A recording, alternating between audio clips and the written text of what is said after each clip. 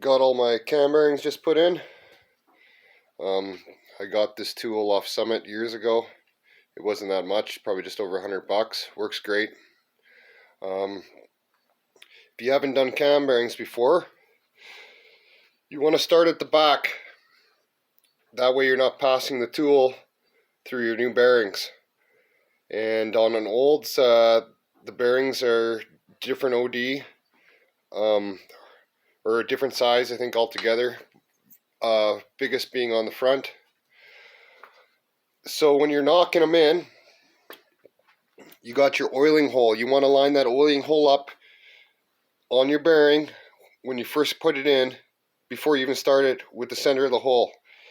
And if you've done it lots, you don't have to, you just know exactly where they go. But if you haven't done it, you want to keep going till your oiling hole is dead center of the oiling hole in the block itself. Obviously you have a lot bigger hole in the block than you do in the bearing, so you have a little bit of leeway if it's off to the left, to the right, but you want the entire bearing hole seeing oil, so you don't want it half covered by the block. You want it all the way open, and then you knock them in till it's centered this way. And then I don't care what anyone says, use STP, the old Blue Ball STP, best stuff ever made. Coat your bearings in that, and you're good to go. And another trick with STP, if you guys are ever drilling holes in steel and you want some lube for your drill bits, STP works awesome. It's just the best stuff I've ever used for drilling. It's unbelievable. So if you're for your drill press, anything like that, dip your bits in. It just cuts awesome. It's the best thing there is for that. It stays on the bit. You'll be impressed. But anyhow, don't be scared to do your own cam bearings.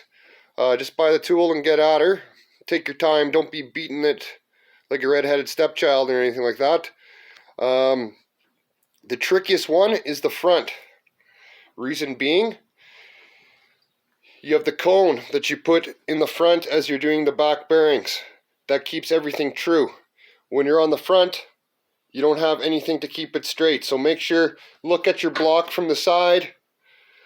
Look at your tool. Make sure it's square with the block and hit it in square, because you don't want to start it crooked or anything like that. But yeah, things are coming along pretty good.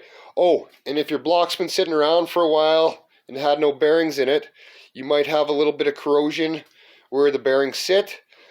I would just spray them with WD-40 and take maybe like a scrubbing pad from the kitchen for dishes, and just kind of give it a scuff with that. You don't want to take any material off. You just don't want any rust and shit like that protruding. But yeah, clean them up with WD-40 and a little scrub pad. Wipe it all off with a nice clean rag, and you're laughing off to the races. All right, till next time.